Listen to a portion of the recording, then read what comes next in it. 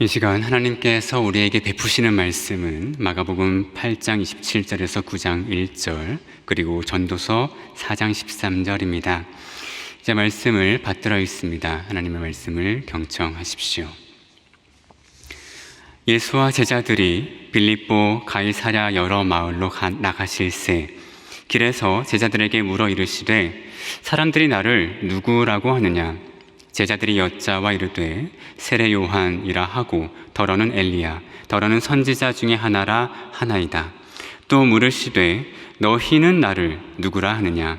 베드로가 대답하여 이르되 주는 그리스도시니이다 하매 이에 자기의 일을 아무에게도 말하지 말라 경고하시고 인자가 많은 고난을 받고 장로들과 대제사장들과 서기관들에게 버림바 되어 죽임을 당하고 사흘 만에 살아나야 할 것을 비로소 그들에게 가르치시되 드러내놓고 이 말씀을 하시니 베드로가 예수를 붙들고 항변하매 예수께서 돌이키사 제자들을 보시며 베드로를 꾸짖어 이르시되 사탄아 내 뒤로 물러가라. 내가 하나님의 일을 생각하지 아니하고 도리어 사람의 일을 생각하는도다 하시고 무리와 제자들을 불러 이르시되 누구든지 나를 따라오려거든 자기를 부인하고 자기 십자가를 지고 나를 따를 것이니라.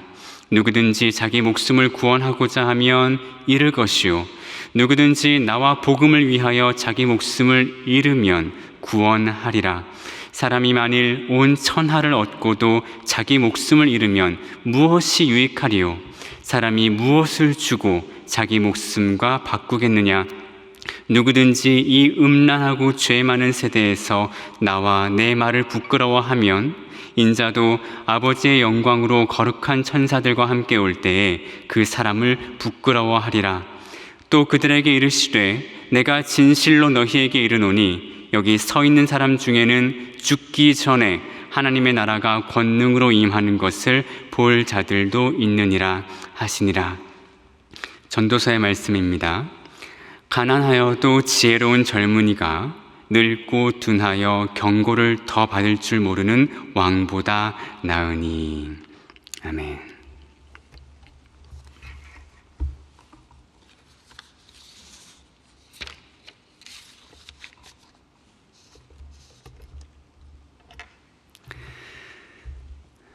교회는 진리의 기둥과 터입니다. 디모데전서 3장 15절 말씀이죠. 이 집은 살아계신 하나님의 교회요 진리의 기둥과 터니라.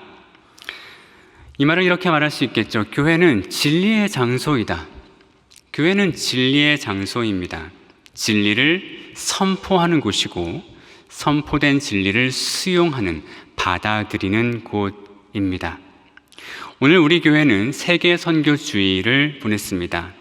앞서 말씀드린 의미처럼 말한다면 이렇게 말할 수 있겠죠. 선교란 진리의 영토를 확장하는 일이다. 복음에는 또 진리에는 분명히 확장성이 있죠. 그래서 그 영토를 넓히는 일, 이것을 선교 또 전도라고 말할 수 있겠습니다. 여하튼 시대를 막론하고 또 장소를 불문하고 교회는 늘 진리의 담지자를 자처했습니다. 우리가 진리를 갖고 있다. 진리는 우리에게 있다.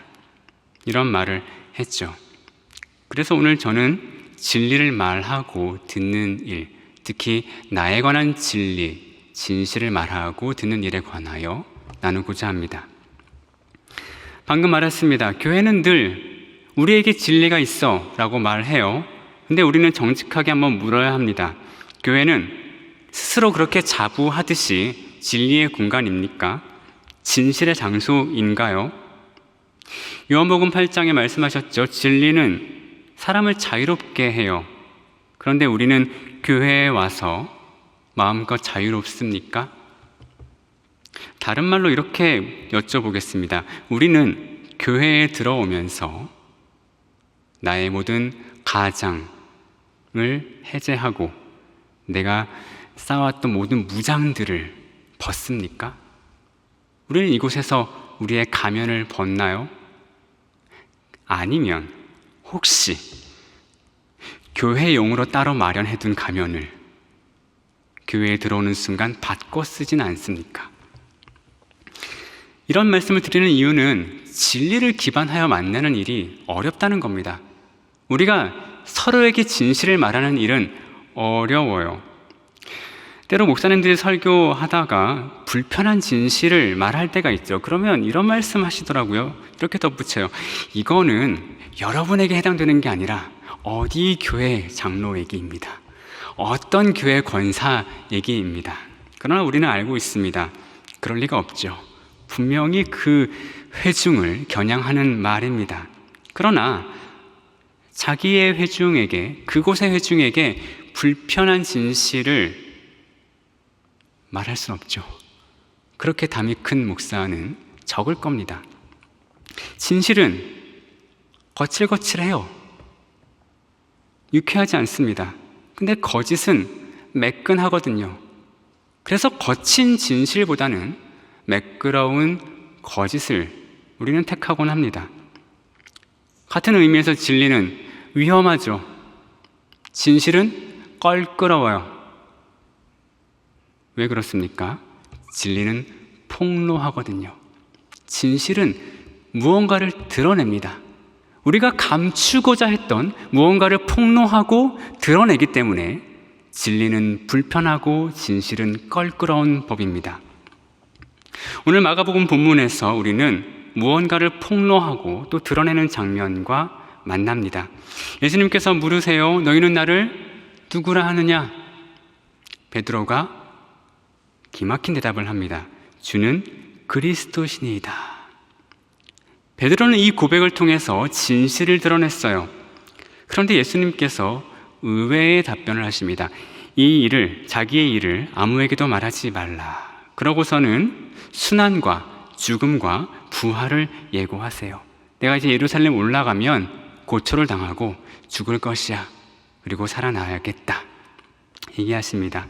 이 장면에서 마가복음이 이렇게 부연하여 쓰는데 오늘 읽은 본문 32절에 이런 구절이 있습니다. 드러내놓고 이 말씀을 하시니 이제 내가 순환을 받고 죽을 것이야. 또 다시 살아나겠다. 이 말씀을 하실 때 드러내놓고 말씀을 하셨다. 이렇게 했습니다.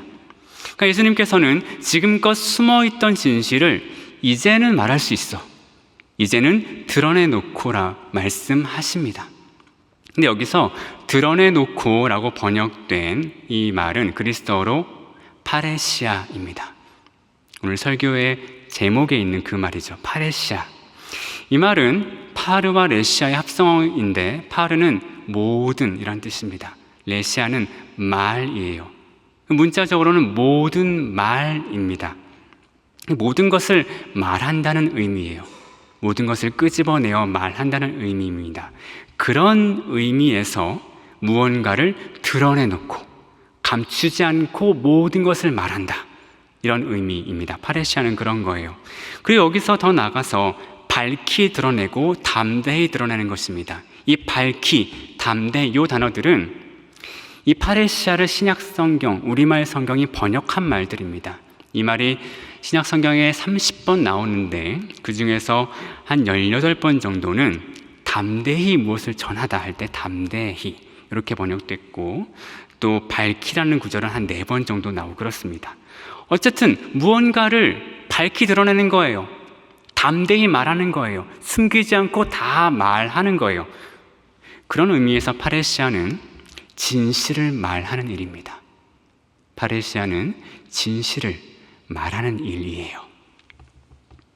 미셸 푸코라는 철학자가 있습니다. 26년에 태어나서 1984년에 작고하셨는데 이 철학자가 말년에 이 파레시아라는 개념에 꽂혔어요.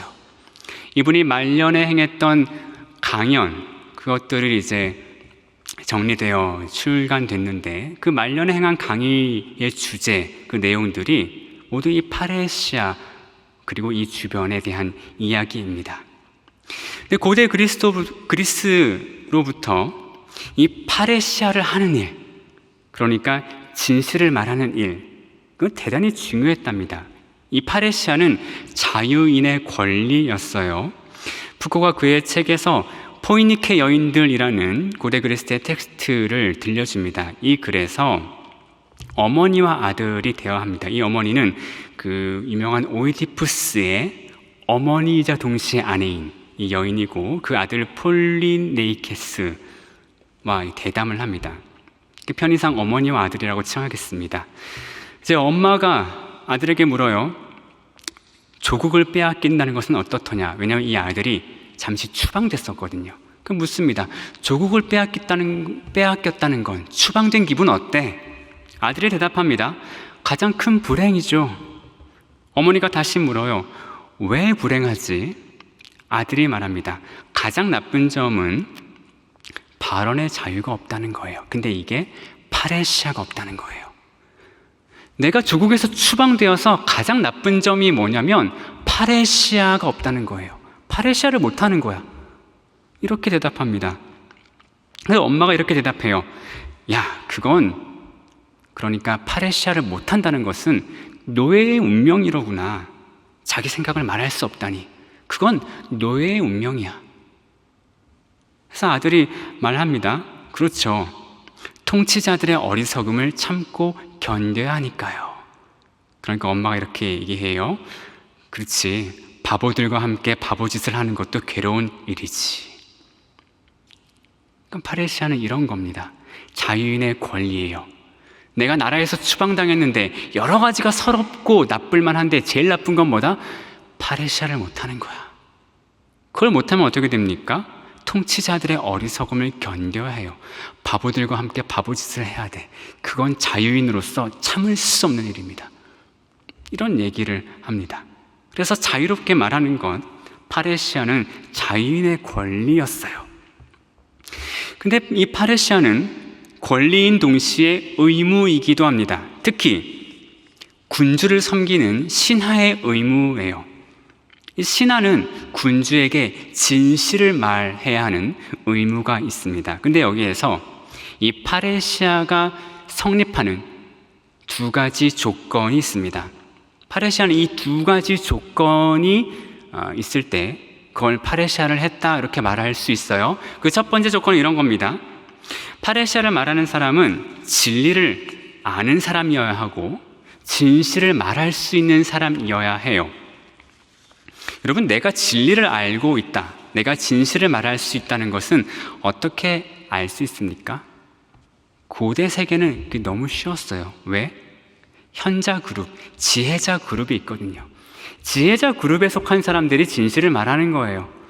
지혜자들이 진리를 말해주는 겁니다.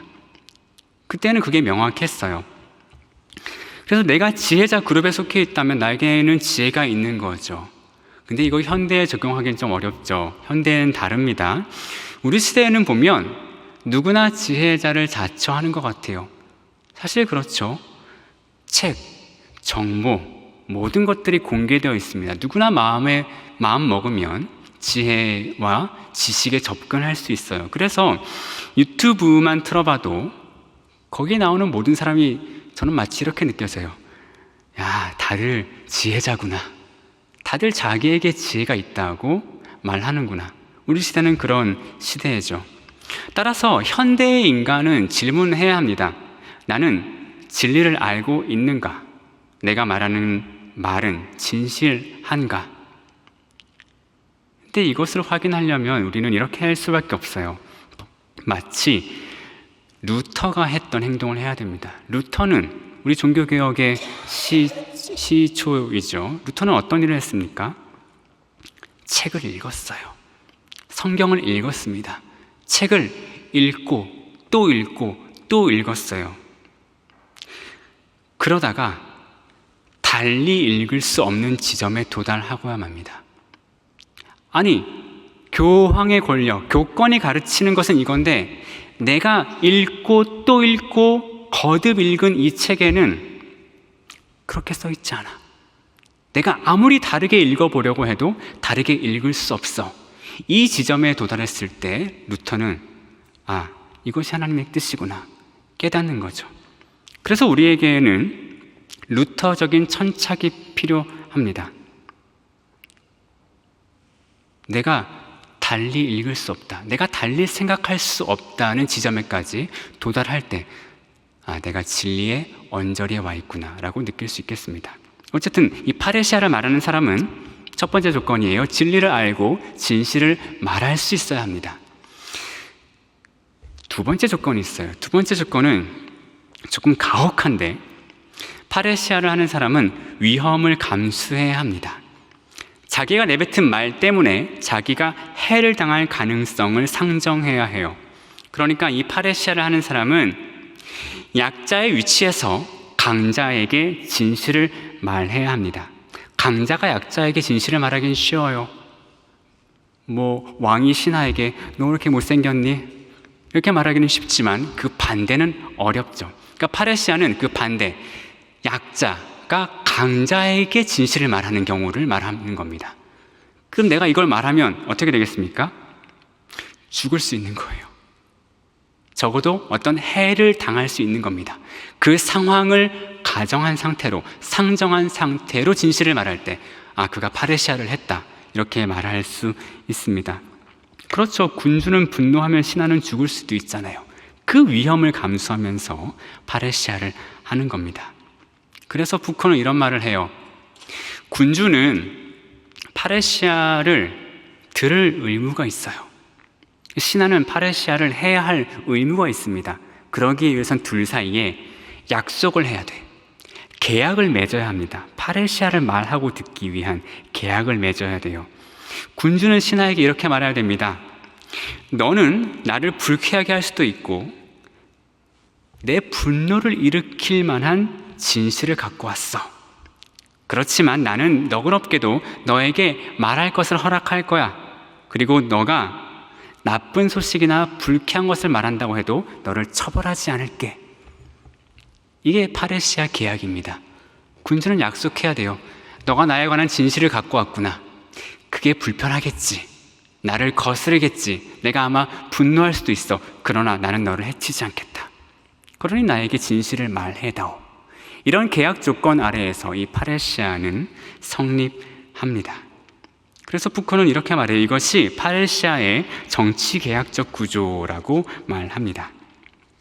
우리가 나에 관한 진실을 듣기 위해서는 분노하지 말아야 돼요. 분노하면 나에 관한 진실을 들을 수 없습니다. 그 당나라의 두 번째 황제를 태종이라고 하죠. 우리가 보통 당태종 이렇게 말하는데, 그가 말년에는 삐끗했겠으나 그러나 대단히 훌륭한 군주이기도 했습니다. 그가 자기가 했던 그 일들, 자기의 특히 리더십, 정치, 지도력에 관한 그 일화들을 집대성하게 했어요. 그렇게 나온 책이 정관정요라는 책입니다. 그 책 제24편 회과편에, 회과는 허물을 뉘우친다는 거죠. 그 회과편에 이런 일화가 등장합니다. 정관 18년, 그러니까 태종이 왕이 된 지 18년이나 됐어요. 그러니까 얼마나 이제 안정이 됐겠습니까? 그 사람의 권력이 이제 탄탄대로에 올랐던 그 시점에 태종이 곁에서 모시는 신하들에게 말했습니다. 이렇게 말해요. 신하는 왕을 대하면서 대부분 왕의 뜻에 영합하고 왕의 의지를 따르며 왕이 듣기 좋은 말을 하여 환심을 얻으려고 하오. 그러나 나는 지금 나의 과실을 듣고 싶으니 여러분 모두 솔직히 말해 주시오. 이게 지금 황제가 신하에게 하는 말입니다. 여러분 이때 어떻게 처세하셔야 되겠습니까? 자, 여러분의 직장 상사 여러분에게 말해요. 나에 관한 진실을 말해봐. 여러분 그 앞에서 입을 떼셔야겠습니까? 닫아야겠습니까? 자, 이 말을 듣고 정삼품, 그러니까 높은 직급이죠, 에 해당하는 유계라는 신하가 이렇게 대답합니다. 폐하께서는 공경들과 문제를 토론하거나 누군가 폐하께 상소를 올릴 때 폐하의 생각에 부합하지 않으면 때로 그 면전에서 질책을 하십니다. 근데 이와 같이 하시면 모두 부끄러워하여 물러나게 됩니다. 이것은 직언을 유도하는 방법이 아닙니다. 이렇게 얘기합니다. 근데 태종이 훌륭해요. 그걸 듣고 이렇게 말합니다. 나 역시 이 같은 꾸짖음을 후회하고 있어. 나는 곧 이것을 고치겠소. 여러분, 이 정도 말할 수 있으면 좋은 왕이죠. 근데 파레시라는 건 이런 겁니다. 그걸 말하면 죽어요. 그렇기 때문에 그걸 듣고자 하는 군주는 내가 널 죽이지 않으마, 이 계약을 해야 돼요. 근데 이 지점에서 리더들은 착각합니다. 나에게 진실을 말해봐. 나는 열린 사람이야. 내가 얼마든지 들을게. 이렇게 말하면 내가 진실을 들을 수 있는 것처럼 착각해요. 내가 그렇게 말하면 나의 수하들이 나에게 진실을 말해주겠거니 착각합니다. 대단한 착각입니다. 대단한 착각이에요. 이런 말을 하는 사람이 있다면 그 사람에게만큼은 진실을 말하면 안 됩니다. 우리가 언제 솔직한 말을 합니까? 우리가 언제 진실을 얘기합니까? 내가 안전하다고 느낄 때. 내가 안전하다고 느껴야지 우리는 솔직한 얘기를 해요. 안전하다고 느끼지 않으면, 본능적으로 그걸 못 느끼면 말을 삼킵니다. 그래서 신하는 군주가 자기 말에 조금이라도 불편한 그 근육의 떨림 하나라도 느껴지면 말을 삼켜요. 그리고 다른 말을 합니다. 아부하는 말을 하죠. 그게 현실입니다. 그래서 군주가 진실을 듣고자 하면 분노하지 말아야 돼요. 근데 이 분노에는 능동적인 분노도 있고 수동적인 분노도 있겠습니다. 능동적인 분노는 속된 말로 잡아 죽치는 거죠. 그걸 하지 말아야 됩니다. 그러니까 얼굴에 불편한 기색도 숨겨야 돼요. 수동적인 분노도 있겠습니다. 이걸 간단히 말하면 삐지는 거죠. 삐지는 겁니다. 삐지지도 말아야 돼요. 그러니 나에 관한 진실을 듣고 분노하지도 않고 삐지지도 않는 그 정도 경지에 올라야 나에 관한 진실을 들을 수 있습니다. 이건 정말 어려운 일이에요. 그래서 군주는 신하가 진실을 말하면, 나를 거스르더라도 진리를 말하면 상찬해야 됩니다. 칭찬해줘야 돼요. 그래, 그거 참 어려운 말이지만 잘 말해줬다. 고맙다. 이렇게 해줘야 됩니다. 아까 언급했던 당태종에게는 위증이라는 신하가 있었어요. 이 사람이 살아생전에 당태종에게 300번의 간언을 했답니다. 이 사람은 정말 강직한 사람이었어요. 300번을 왕의 뜻을 거슬러 말했어요. 근데 이 당태종이 그 사람을 살려줍니다. 살려두는 정도가 아니라 그 사람이 이제 몸이 아파서, 황제폐하, 제가 좀 관직에서 물러나야겠습니다. 받아들여주지 않아요. 안 된다. 너가 없으면 누가 나한테 직언을 하냐. 10년 뒤에 또 말합니다. 제가 도저히 안 되겠습니다. 안 된다. 너 내 태자를 가르쳐라. 내 아들을 가르쳐라. 누워서 가르쳐도 좋다. 그리고 그가 죽은 뒤에 커다란 포상을 합니다. 이 정도의 포부와 배짱이 있어야 진실을 들어요. 정말 어려운 일입니다. 여러분, 이 군주가 진실을 듣는 일, 자기에 대한 진실을 듣는 것, 얘기하다 보면 이스라엘의 왕들 생각나죠. 여러분, 솔로몬 생각나지 않으십니까? 이스라엘의 세 번째 왕인 솔로몬이 왕위에 오르자마자 하나님께 3000번째 드리고 기도해요. 무슨 기도합니까? 하나님, 듣는 마음을 종에게 주사. 듣는 마음을 종에게 주사. 주의 백성을 재판하여 선악을 분별하게 하옵소서. 듣는 마음 구했어요. 옛날 성경은 지혜라고 번역했죠. 솔로몬은 군주에게 가장 필요한 것을 구했습니다. 동시에 군주에게 가장 어려운 것을 구한 거예요. 근데 그게 하나님의 마음에 쏙 들었습니다. 그의 아버지 다윗, 여러분, 그는 파레시아를 들었을까요? 들었죠. 언제 들었습니까? 부하인 우리아를 죽이고 그의 아내 밧세바를 취했을 때, 그때 예언자 나단이 나타나서 말해요. 너 잘못했어. 예언자가 왕을 꾸짖을 수 있었던 사회, 그게 초기 이스라엘입니다. 그 정도 영성을 가지고 있었어요. 근데 그 말을 듣자 다윗이 말합니다. 제가 잘못했습니다. 변명하지 않고 발뺌하지 않습니다. 자기 잘못을 시인하는 것, 이거 대단한 영성이죠. 여러분, 창세기의 초반부 기사를 생각하면 이거는 아담과 하와의 실패를 만회하는 일이에요. 대단한 영성입니다. 근데 반대로 솔로몬의 아들인 르호보암은 어땠습니까? 듣는 마음이 없었던 것 같아요. 물론 이 사람도 듣긴 들었습니다. 근데 백성을 선대하라는, 백성을 좀 너그럽게 대해 주십시오라고 말했던 그 선왕의 원로들, 그 원로들의 말은 무시했어요. 그리고 반대로 백성을 가혹하게 대하라는 신진 세력의 말을 따릅니다. 그래서 어떻게 됐습니까? 이 일은 결국 왕국 분열의 빌미가 됐죠. 그래서 오늘 본문인 전도서 4장 13절 이렇게 말씀하세요. 제가 새 번역으로 읽어보겠습니다. 아무리 나이가 많아도 신하의 직언을 듣지 않는 왕은 어리석다. 여러분, 고대 세계에서 나이가 많다는 것은 단순히 연로하다는 뜻이 아니라 그에게 지혜가 있다는 뜻입니다. 근데 아무리 나이가 많아도 신하의 직언을 듣지 않는 왕은 어리석어요. 그보다는 가난할지라도 슬기로운 젊은이가 더 낫다. 이것이 성경의 지혜입니다.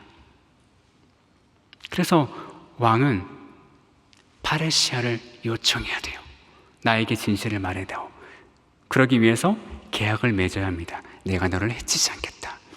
그리고 신하된 이는 왕을 위해 진실을 말해줘야 됩니다. 내 목숨을 걸고 서라도. 그게 충신이죠. 근데 왕이 아무 말이나 들어서는 안 됩니다. 아무의 말이나 들어서는 안 돼요. 진실을 말한다 하더라도 누구나 왕의 방문을 벌컥 열고 들어가서 왕이여, 당신은 이렇습니다. 이러면 모양새가 떨어지잖아요. 그의 위신이 무너집니다. 왕은 아무의 말이나 들어서는 안 되고, 그리고 또 신하들의 말을 듣는다고 해서 결정권까지 넘겨서는 안 돼요. 이 결정권을 넘기는 건 뭐냐? 이런 겁니다. 예를 들면 우리 회사에서 팀장이 자, 이번에 이런 프로젝트가 있어요. 의견을 얘기해 보세요. 팀원들의 의견을 얘기합니다. 여러분의 의견을 종합하면 투표를 해보죠.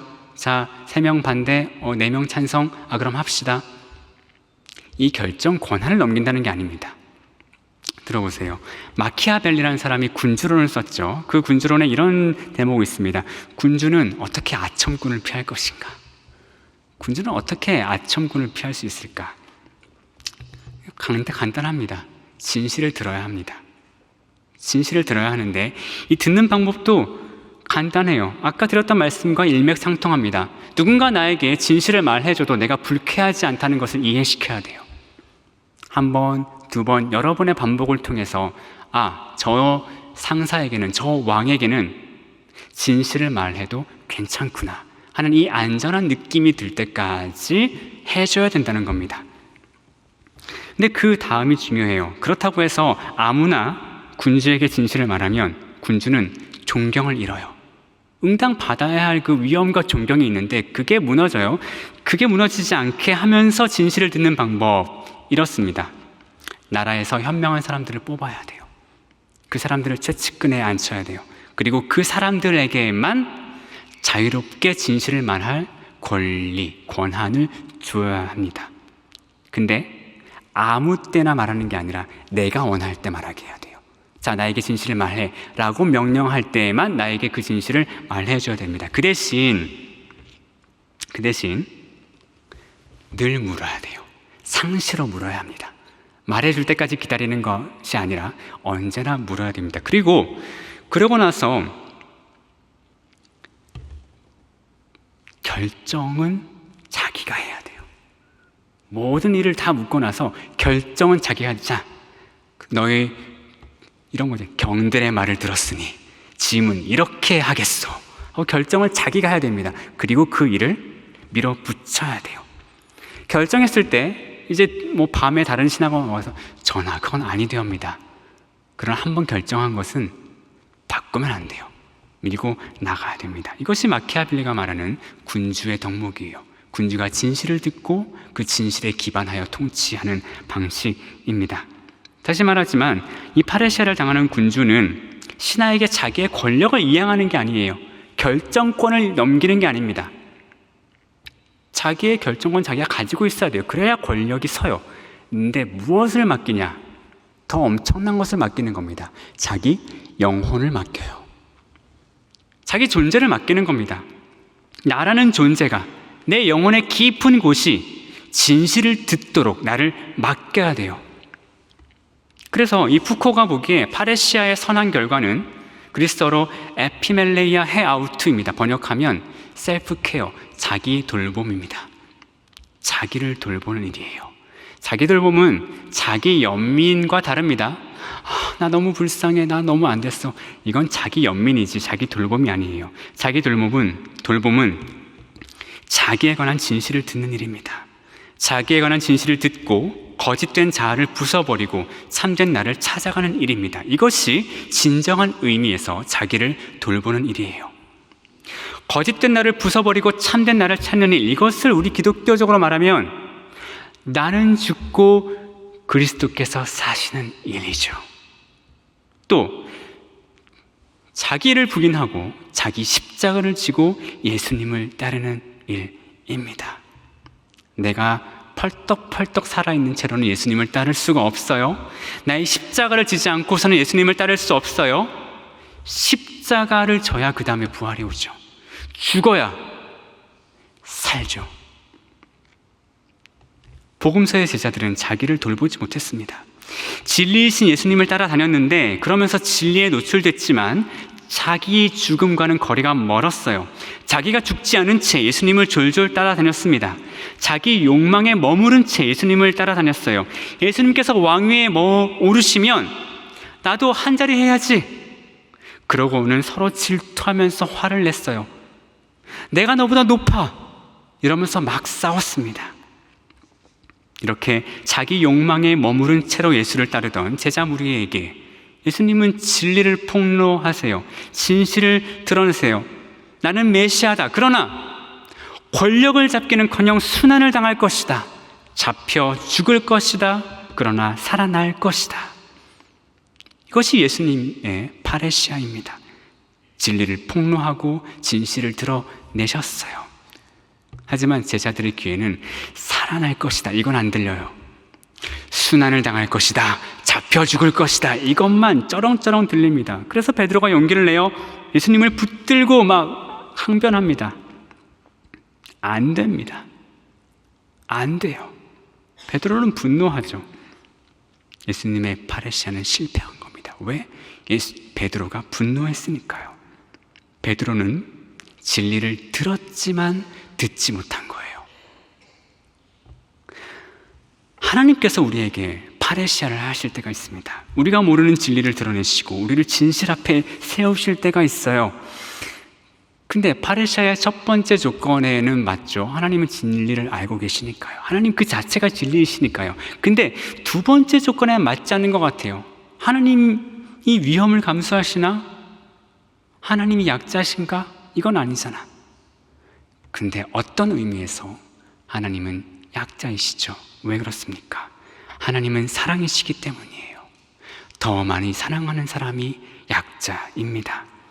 하나님은 우리가 그분을 사랑하는 것보다 더 많이 사랑하세요. 하나님은 우리가 나를 사랑하는 것보다 더 많이 사랑하세요.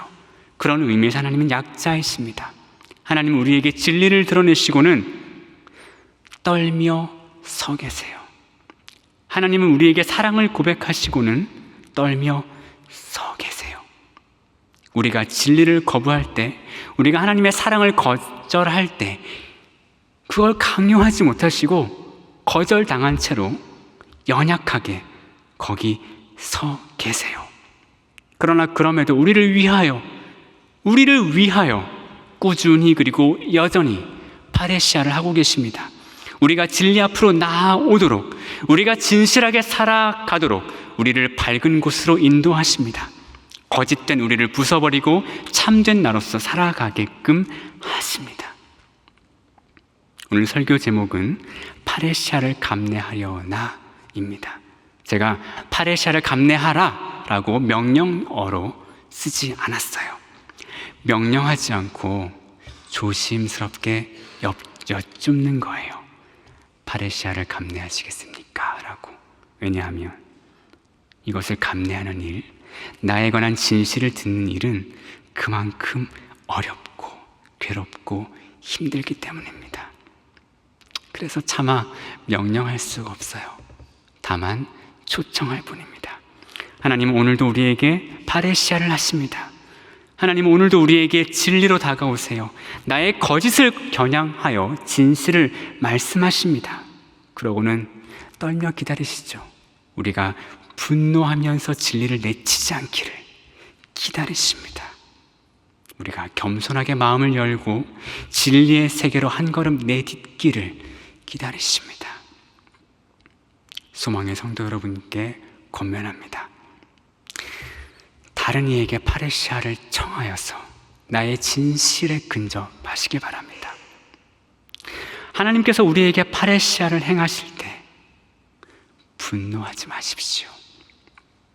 그렇게 진리 앞에 용감하게 설 때, 그때 오늘 본문에 있는 것처럼 우리는 하나님의 나라가 권능으로 임하는 것을, 하나님의 복음이 나에게 진짜 힘이 되는 것을, 하나님의 진리가 내 안에 살아 꿈틀거리며 움직이는 일을 보게 될 겁니다. 이 놀라운 은총이 저와 여러분의 것이기를 간절히 빕니다. 아멘. 기도하겠습니다. 하나님, 주님께서 우리를 사랑하십니다. 우리를 사랑하셔서 우리에게 늘 진리로 다가오십니다. 하나님의 파레시아를 거절하지 않도록 해주십시오. 우리를 늘 진리 앞에 세우시고 진리에 우리를 개방하게 하시며 진리와 함께 살아가게 해주십시오. 그리하여 주님의 복음의 생명이 우리 안에서 아름답게 꽃피도록 인도하여 주십시오. 예수 그리스도 이름으로 기도합니다.